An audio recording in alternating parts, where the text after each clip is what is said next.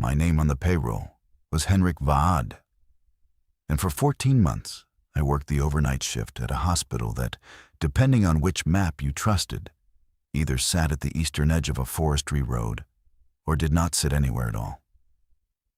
I am 53 now. I have a small apartment above a hardware store, 2 grown children who call on Sundays, and a back that complains when the weather turns.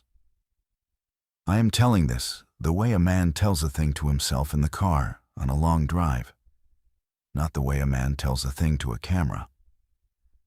If parts of it sound flat, that is because I have rehearsed the flatness on purpose. The events themselves were not flat. I needed them to become flat in order to keep living inside them. I want to begin with the road, because the road is where most of what came later was already decided, and I just didn't know it yet. The road was called Service Spur 12 on the internal paperwork and had no name on the green provincial signs. You turned off the secondary highway between 2 towns I will not name, drove past a gravel pit that was always lit even when no one worked it, and then continued for another 11 kilometers through second growth pine. There was a single yellow gate that was usually open. After the gate, the asphalt softened into something more honest, a kind of patched, half-forgotten surface that the maintenance trucks only visited in the spring. At the end of that road, there was a building, 3 stories, brick on the lower half, painted steel above, with a loading bay on the north side and a small employee entrance on the south.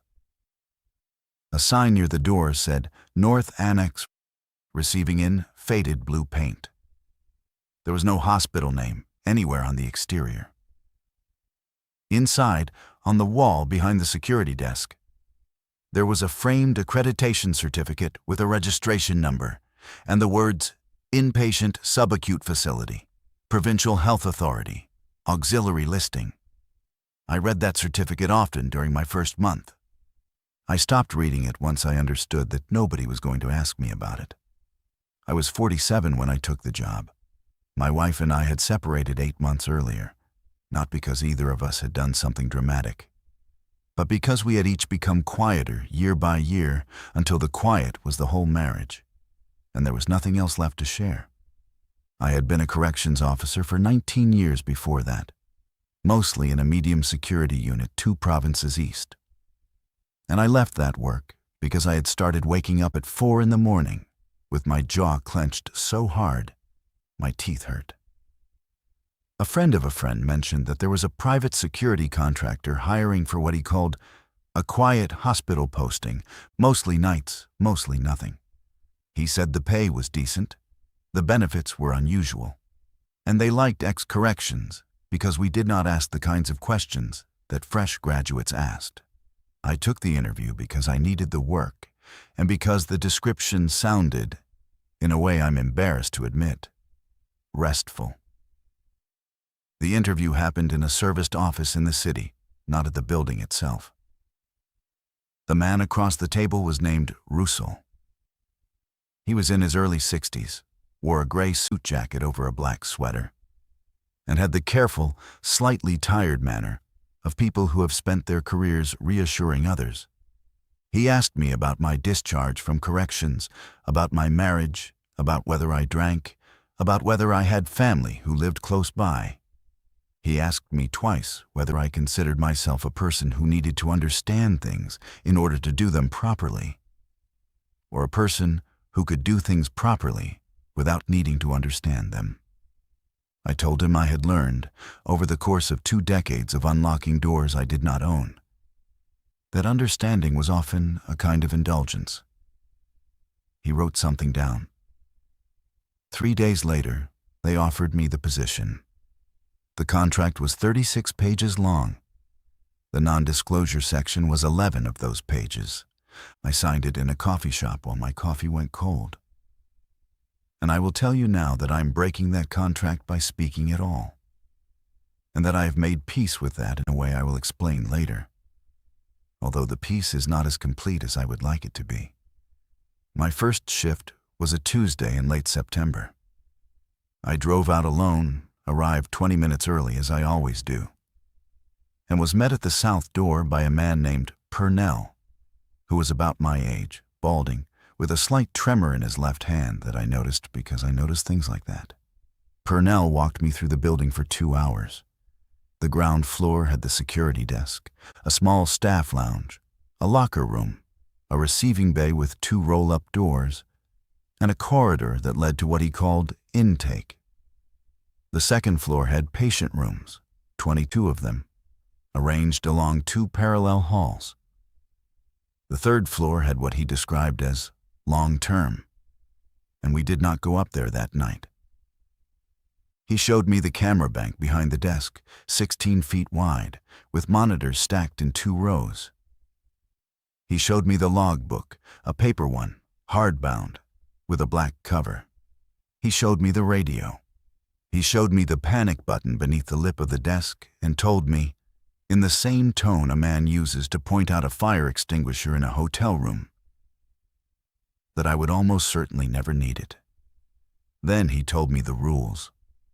There were 7. I remember them in the order he said them, because for a long time I recited them to myself before I fell asleep, the way other people recite prayers. I was to remain at the desk between the hours of 11 at night and 7 in the morning, with 2 permitted breaks of 15 minutes each. I was to log every entry and exit through the south door, but not through the loading bay, which was managed separately. I was to never go to the 3rd floor unless escorted by clinical staff. I was to never speak to a patient unless a patient spoke to me first. And even then I was to keep the exchange brief and to log it. I was to refer all family inquiries, all media inquiries, and all inquiries from anyone in uniform to a phone number written on a laminated card taped under the desk. I was to never, under any circumstances, open the south door to a person who arrived on foot, regardless of what they said about themselves. And I was to call Roussel directly, on a separate cell phone I would be issued, if I ever saw something I did not understand. That last rule sounded reasonable in the moment. I want you to notice how reasonable it sounded. A man with my background hears, "Call your supervisor if something is wrong," and thinks he is being treated like a professional. I did not yet understand that the rule was not about my judgment. It was about routing my judgment somewhere else before it could harden into a decision. For the first 6 weeks, nothing happened that I could not explain. The hospital, if I'm going to keep calling it that, ran on a quiet rhythm. Clinical staff arrived between 6 and 7 in the morning, mostly women, mostly in plain scrubs without hospital logos, parking in a small lot on the east side. They left between 4 and 5 in the afternoon. A skeleton overnight team of 2 nurses and 1 physician stayed on the 2nd floor. Deliveries came twice a week on through the loading bay, and I was not involved with those. Patients were not transported in or out during my shifts. I asked Purnell about that once on the night we overlapped during my training. And he said in a calm voice that intakes happened by daylight, and that nighttime was for, in his word, settling. The patients I did see, on the few occasions when I escorted a nurse upstairs to the 2nd floor for something administrative, were almost all elderly, almost all sleeping, almost all attached to monitors that beeped at the slow, patient rate of bodies that are not in any particular crisis. The hallway smelled like every hospital hallway I have ever been in. That mixture of disinfectant and warm laundry and something else that I think is just the smell of human breath collected in a closed space. The lighting was the standard overhead fluorescent, slightly yellowed, and somebody had taped children's drawings to the nurse's station, which I found touching until I realized, months later, that the drawings never changed. The small signal, the first one, came in my 7th week. I was sitting at the desk a little after 2 in the morning, reading a paperback I had brought with me. a used Western with the cover half torn off. The cameras showed what they always showed. Empty corridor on the ground floor, empty receiving bay, empty south entrance, empty east lot. The second floor hall camera showed the nurse's station with one nurse, Adele, doing paperwork. The third floor cameras showed 3 hallways and a closed double door at the end of each one. I had looked at those third floor monitors hundreds of times by then, without registering anything. That night, I registered something. On the third floor west hallway monitor, a wheeled cart was parked against the wall about halfway down. It had not been there at midnight. I knew it had not been there at midnight because I had glanced at that monitor while pouring a coffee from my thermos, and I remembered the hallway being empty in a way I could not have invented. Now the cart was there. Nobody had walked past my desk. The loading bay had been quiet. The east lot was empty. There was no clinical staff member on the third floor that I knew of. I sat with that cart for about 20 minutes. I told myself a number of reasonable things. Maybe a nurse had taken the back stairs, which I had not been shown but which I assumed existed. Maybe the cart had been there at midnight, and I had simply not noticed it because the angle of the camera was awkward. Maybe the building had a daytime cleaning crew that left things parked in places overnight, and I was only now becoming sensitive to the geography of the upper floor. Each of those explanations was plausible. I rehearsed them in my head until they felt like memories. Then I picked up the phone, and I did not call Roussel. That is the first decision I want you to understand. It was not a dramatic decision. I did not stand up. I did not investigate. I did not write anything in the log. I simply chose, in a small interior way, not to introduce the cart into the official version of the night. I told myself I was being prudent.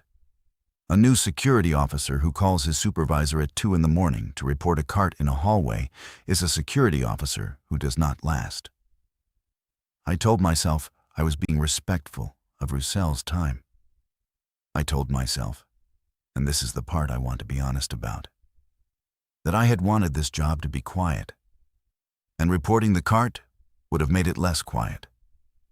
By morning, the cart was gone.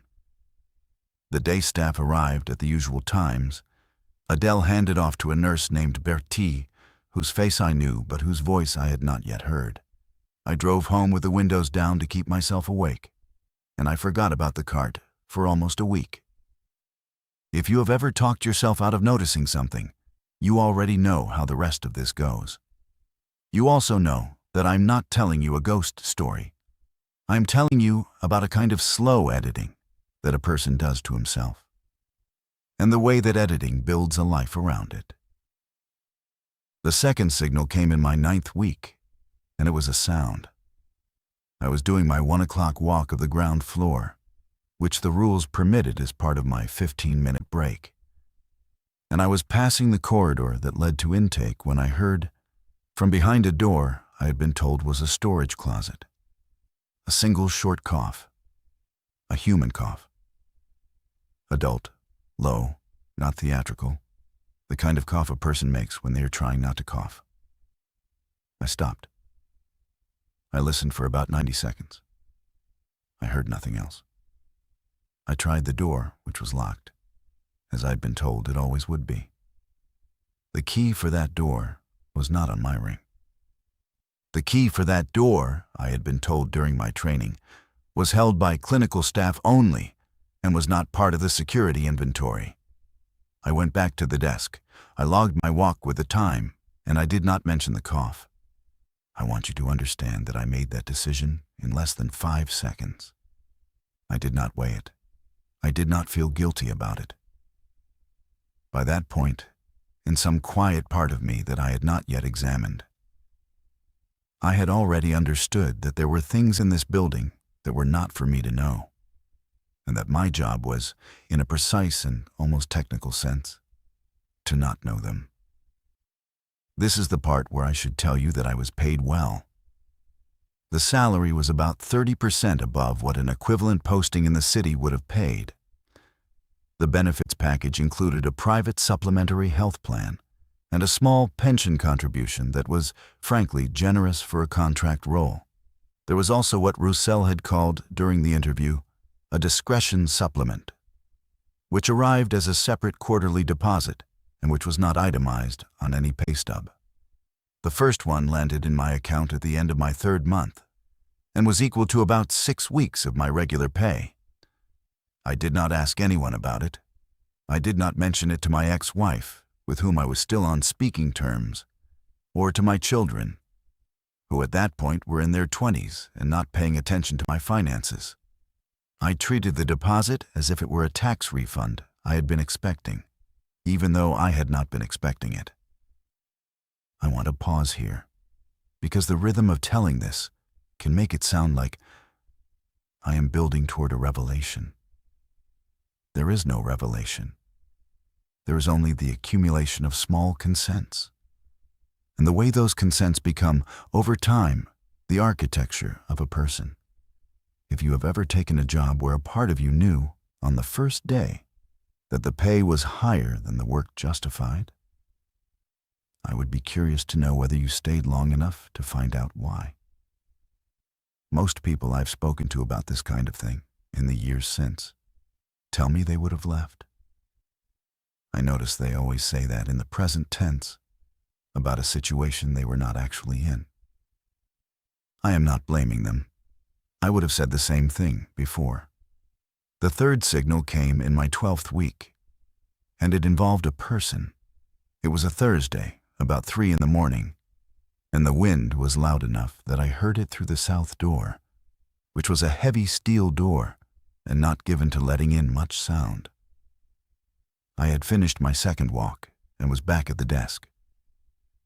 The camera on the south entrance showed the small concrete pad outside, lit by a single fixture, and then the gravel beyond it, and then the dark. A figure walked into the frame from the left. He was a man, maybe 60, wearing what looked like a hospital gown under a long brown coat that did not fit him. He was barefoot. He stopped about 2 meters from the door on the concrete pad, and he stood there. He did not knock. He did not press the intercom. He looked up at the camera. Then he looked down. Then he stood there for what the recording later showed was 4 minutes and 11 seconds. I watched him the entire time. I want to tell you what I felt during those 4 minutes, but I am not sure I felt anything in particular. I've thought about it a great deal since. What I remember most clearly is a kind of administrative calm. I was running through the rule about never opening the south door to a person on foot.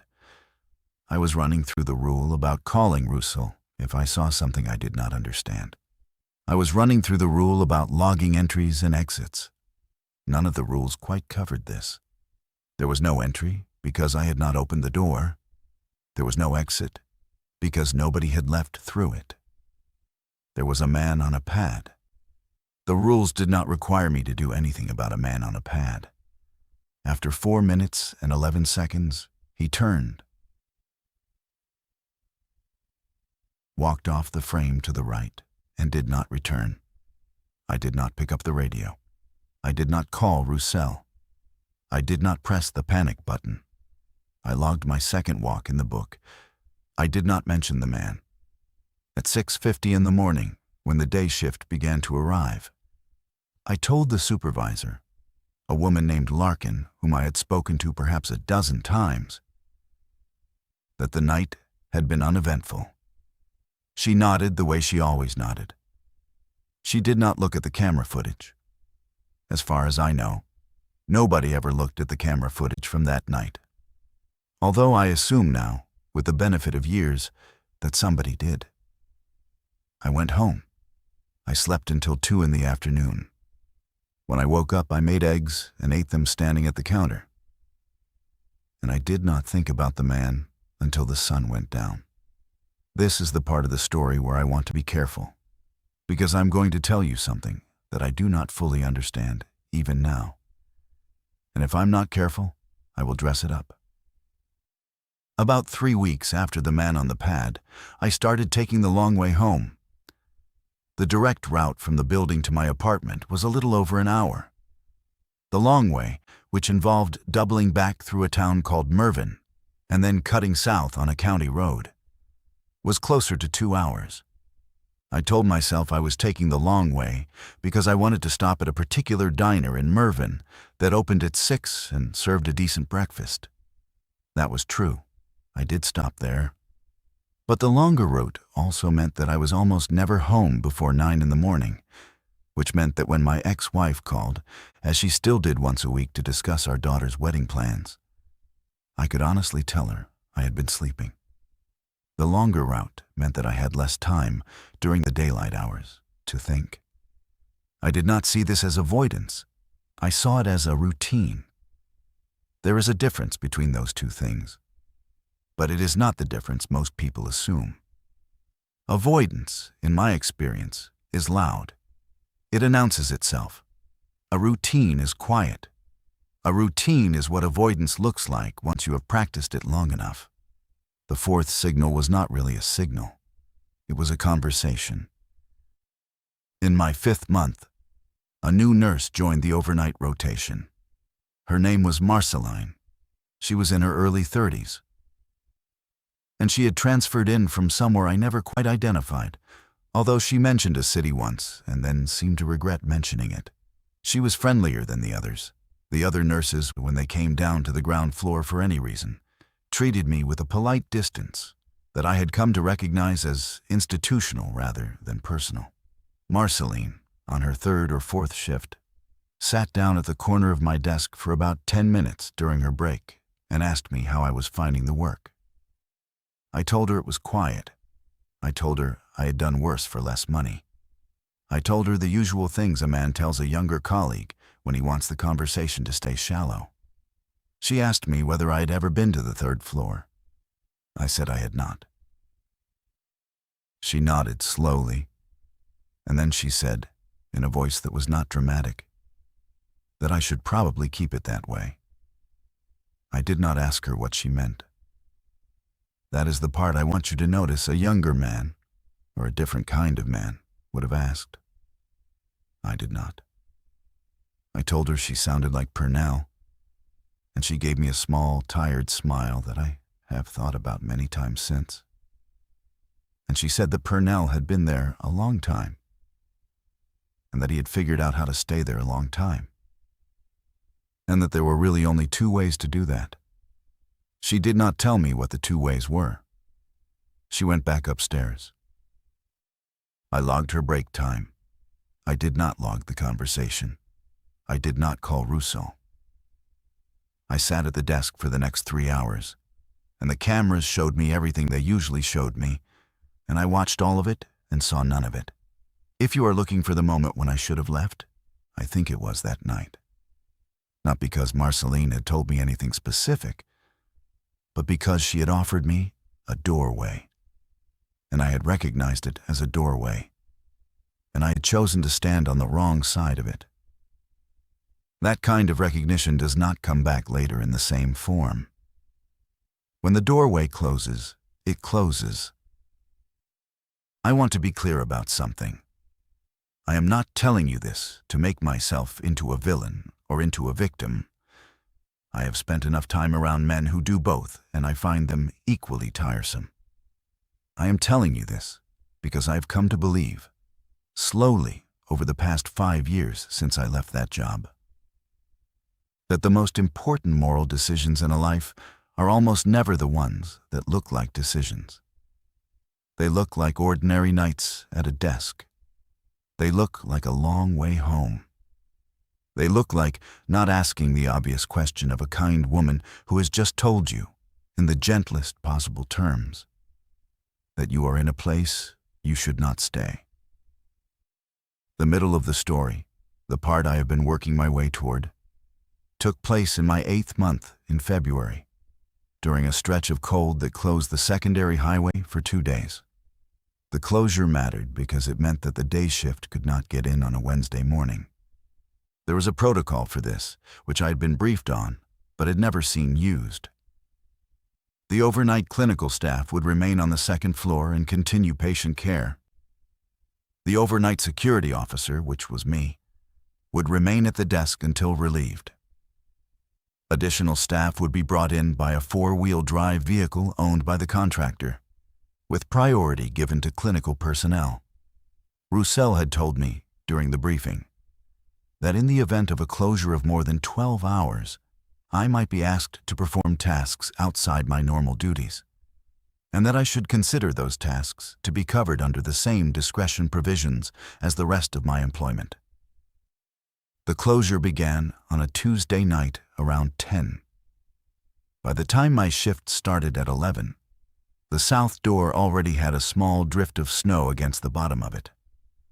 The cameras showed white static where the gravel had been. The wind was steady. The building was warm. Inside, everything looked normal.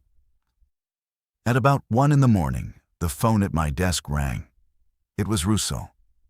He sounded calm in the way he always sounded calm, which I had come to recognize as a professional skill rather than a temperament.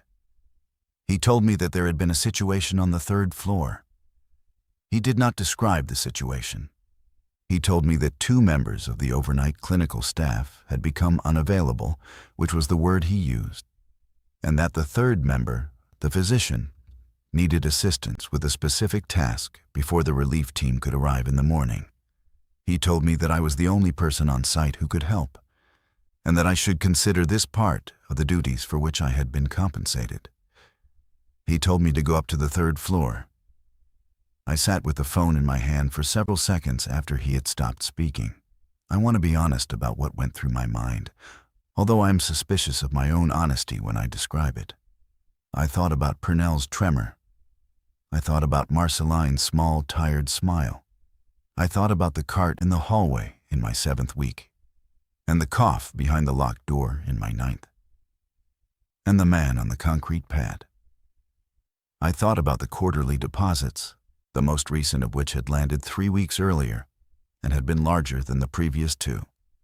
I thought about my daughter's wedding, which was 4 months away, and the rehearsal dinner I had quietly offered to pay for. I told Roussel I would go up. He thanked me.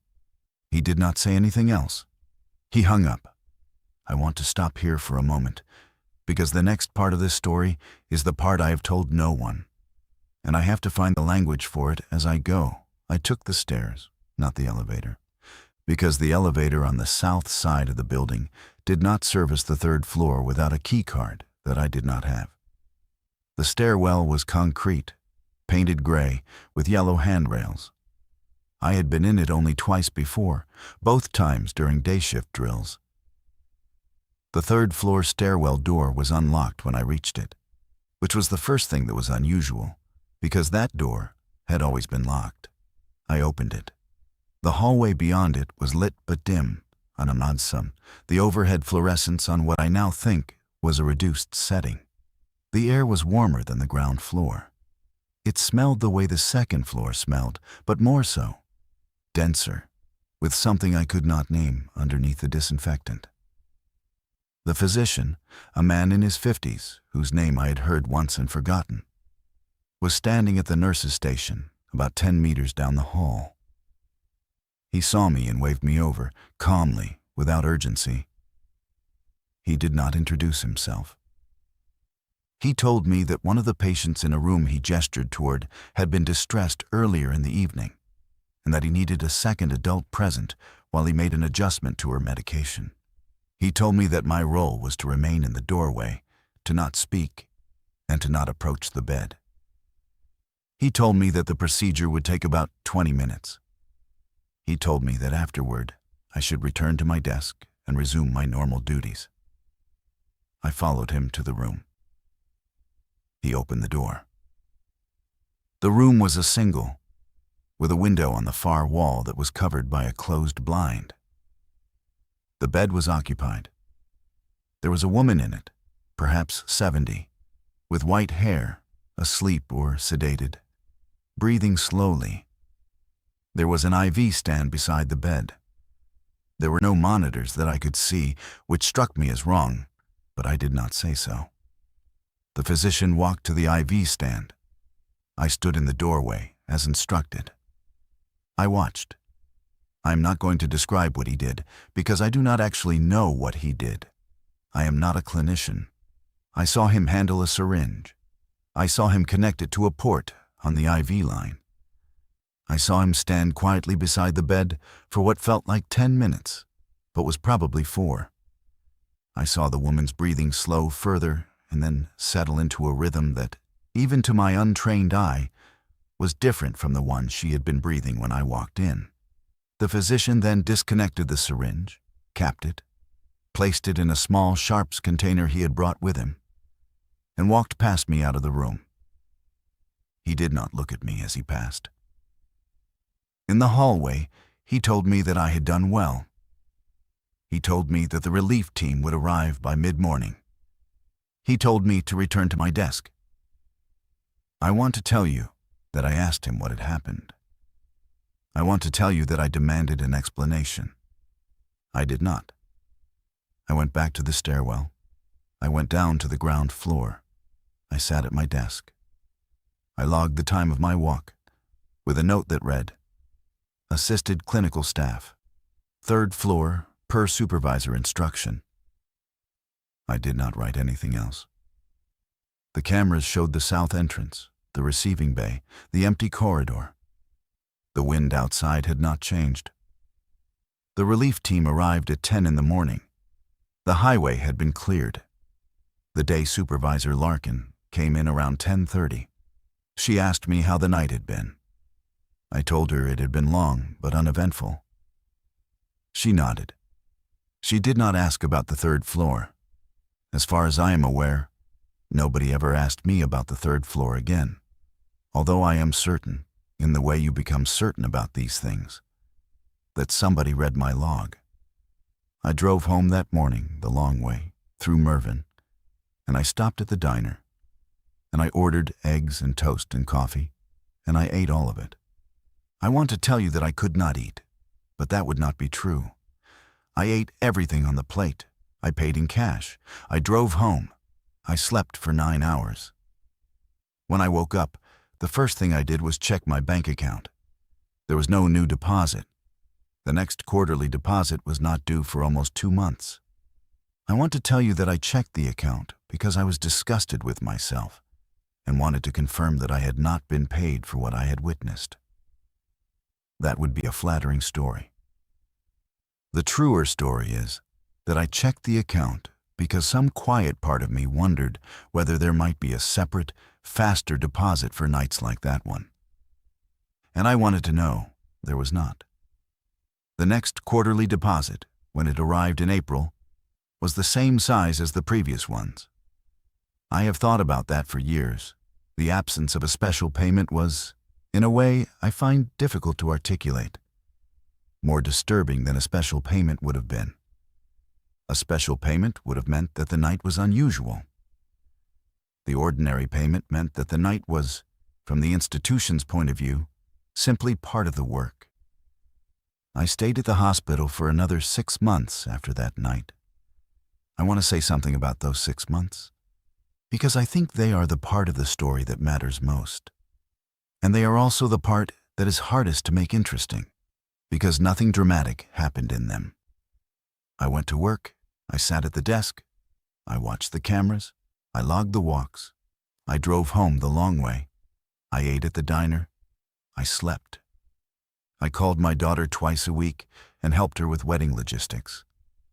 I attended the wedding in June, in a borrowed suit, and I gave a short toast that my ex-wife told me, afterward, had been kind. I danced once with my daughter to a song I did not recognize. I drove back to the apartment that night and slept badly and went to work the next evening. There were no more nights like the February night. There were no more men on the pad, at least not on my shifts. The cart did not reappear in the 3rd floor hallway, although I admit that I had begun, by then, to avoid looking too closely at the 3rd floor monitors. Marceline transferred out in April. I did not say goodbye to her because the transfer happened between my shifts, and I only learned about it from the schedule. Purnell retired in May.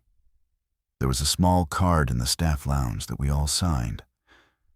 I wrote, "All the best, Henrik," and nothing else. What changed during those 6 months was not the work. What changed was me, and I did not notice it changing. I stopped reading my paperback at the desk. I had been reading westerns for most of my adult life, partly because my father had read them, and partly because I liked the way they treated silence as a moral position. By March, I was sitting at the desk for 8 hours without opening the book. I would bring it in, I would set it next to the log, I would not pick it up. I was not thinking about anything in particular during those hours. I was, in some way I find hard to describe, simply present, the way a piece of furniture is present. I stopped calling my brother, who lived in another province and whom I had spoken to about once a month for most of our adult lives. He called me 3 times in March and twice in April. And I did not call back. When he finally reached me in May, I told him I had been busy with the wedding, and he accepted that, although I could hear in his voice that he had moved me, in his internal accounting, from one category to another. I stopped dreaming. I want to be careful about how I say this, because everyone dreams, and I'm sure I dreamed during those months. What I mean is that I stopped remembering my dreams. I had been a vivid dreamer all my life, sometimes annoyingly so. And during my marriage, my wife had often complained that I narrated my dreams over breakfast at greater length than she wanted to hear. By March, I was waking up with nothing. Blank mornings. I would lie in bed for several minutes trying to recall anything from the night, and I would find a kind of clean, neutral surface where the dream should have been. I told myself this was a sign that I was finally getting good rest. I do not believe that anymore. I have spent a long time, since leaving, trying to understand what kind of person I had become during those 6 months. The closest I can get is this. I had become a man who had successfully arranged his interior life so that the February night could not reach him. I had not forgotten it. I could have described it to you then as now, in considerable detail. But I had walled it off in a way that allowed me to continue. The wall was made of routine. The wall was made of the long way home.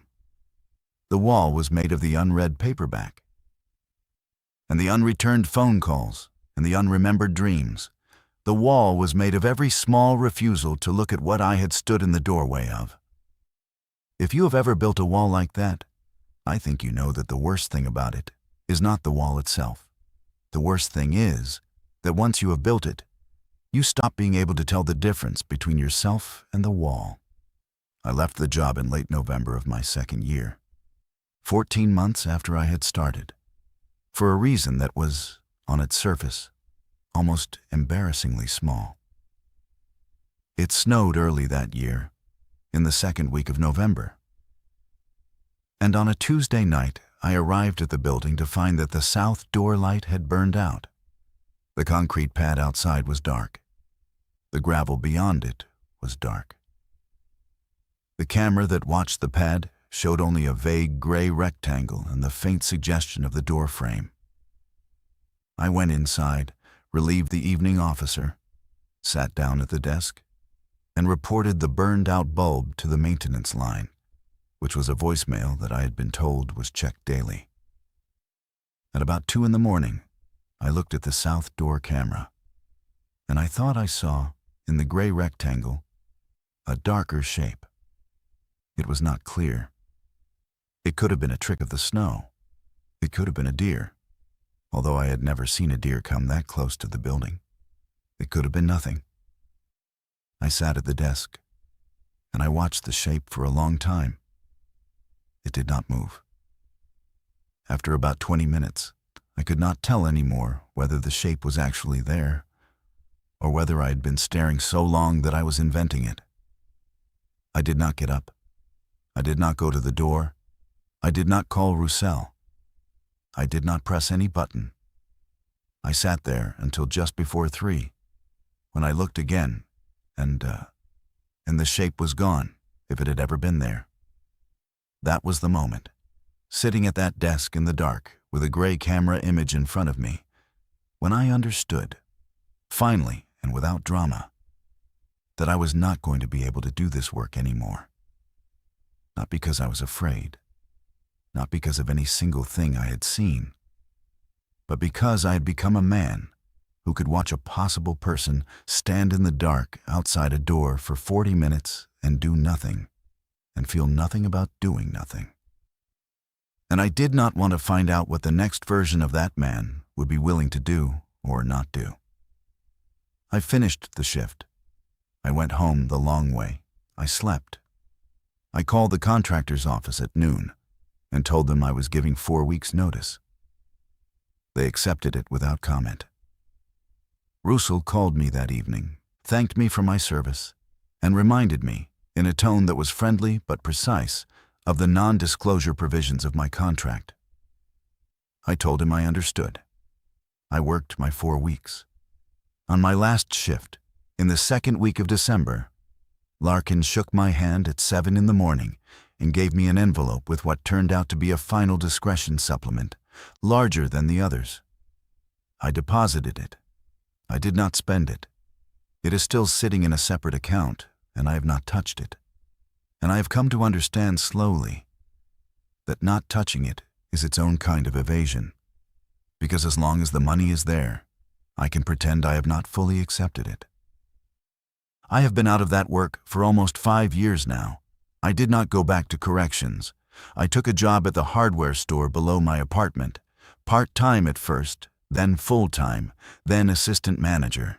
The owner is a man named Daoud, who is younger than me and who treats me with the slightly amused respect that younger men reserve for older employees who do not complain.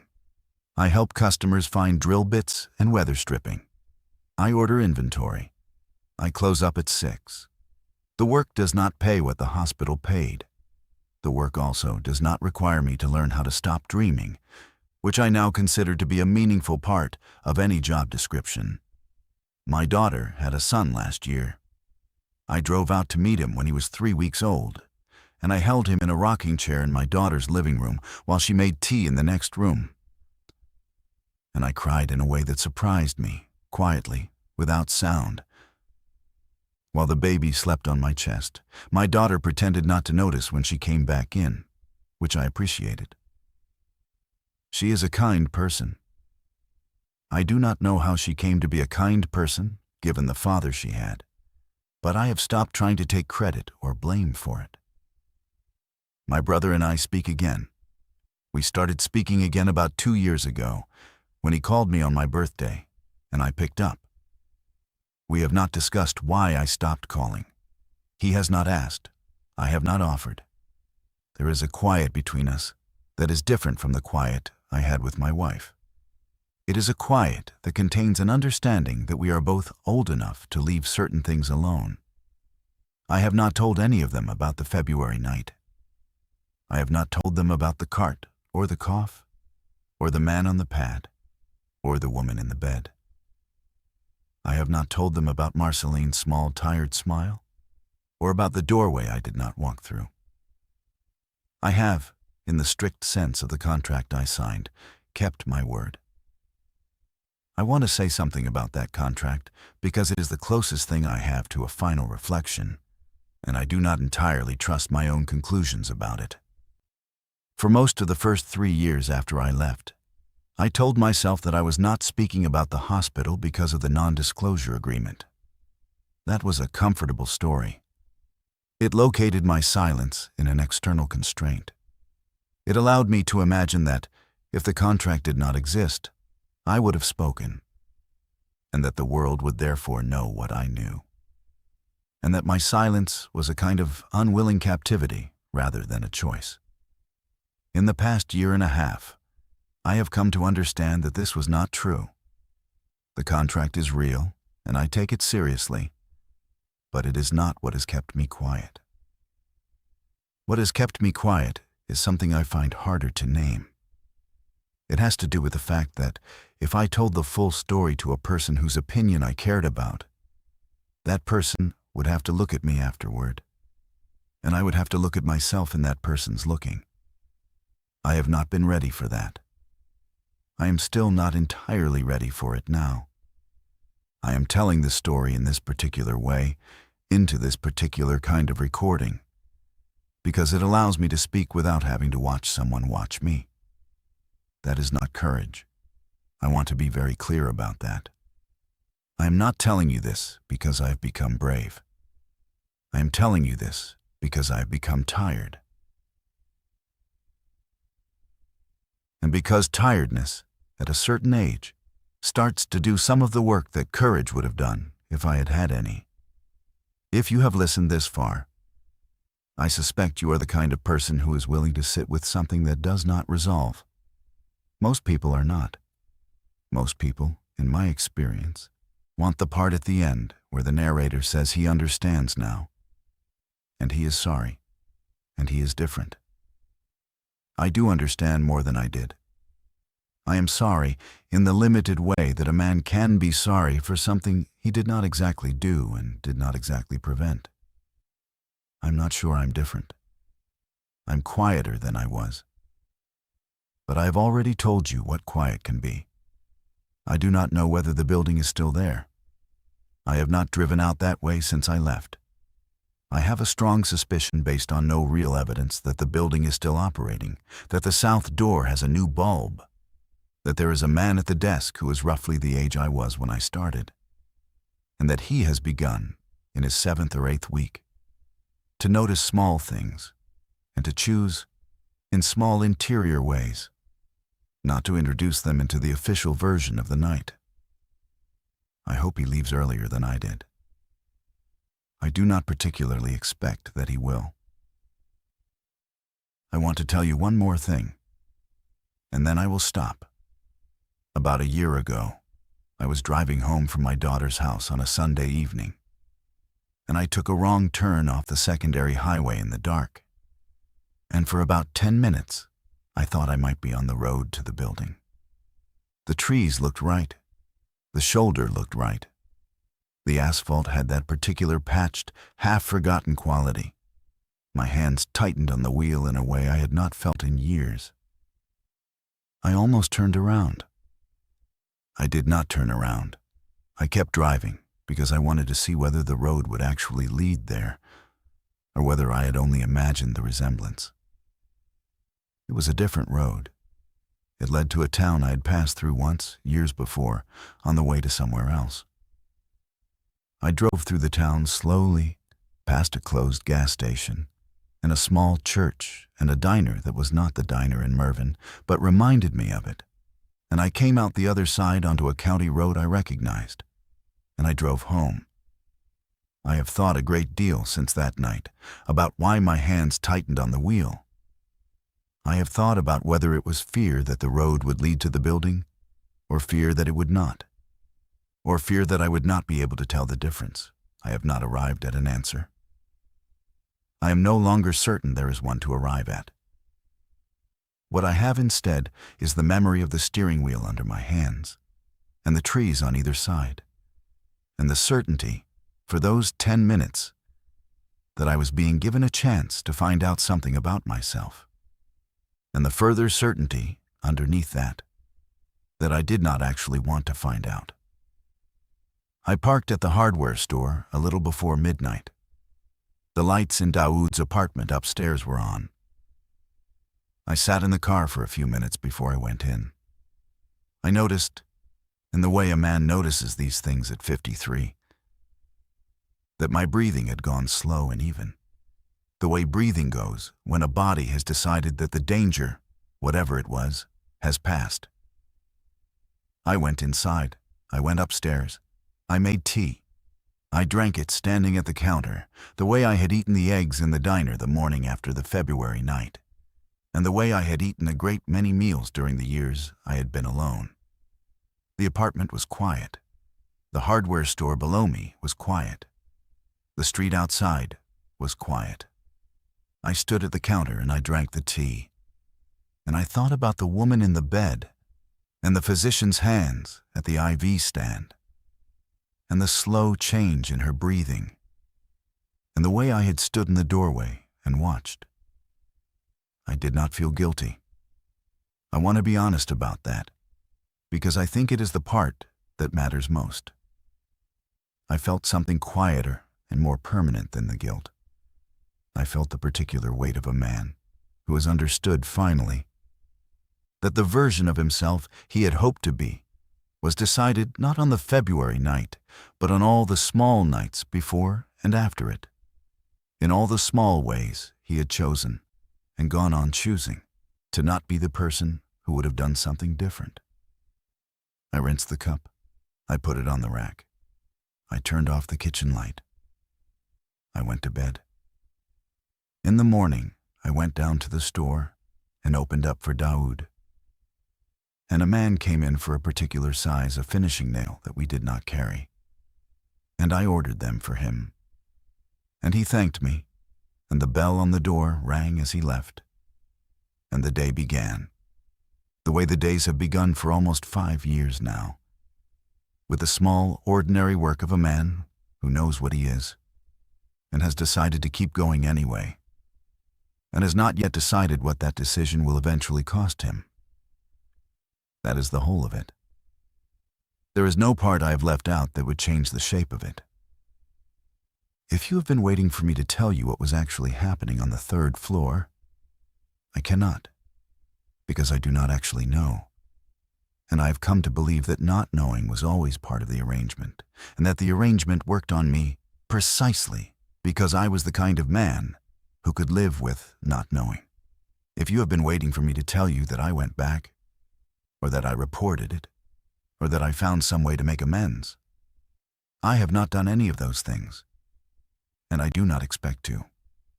What I have done is told you about it once, in this particular way, on this particular night, in a voice I have tried to keep level. I am aware that telling it does not undo it. I am aware that telling it may, in fact, be another version of the same thing I have been doing all along, which is finding a way to live with what I did and did not do, without having to look directly at anyone while I do it. I have made my peace with that suspicion. It is not a clean peace. At my age, I have stopped expecting clean ones. The lights are off in the apartment now. The hardware store sign downstairs has switched to its overnight setting, a small red glow that I can see reflected in the window across the street. Somewhere out past the city, on a road that may or may not still be on the same maps it was never quite on. There is a building with a south door and a concrete pad, and a man at a desk, and a camera watching an empty rectangle of gravel. I am not there. I have not been there for a long time. And still, when I close my eyes, I am the one sitting at the desk, and the shape outside the door is not moving. And I'm choosing again to do nothing, because that is what I learned how to do, and I have not yet learned how to do anything else.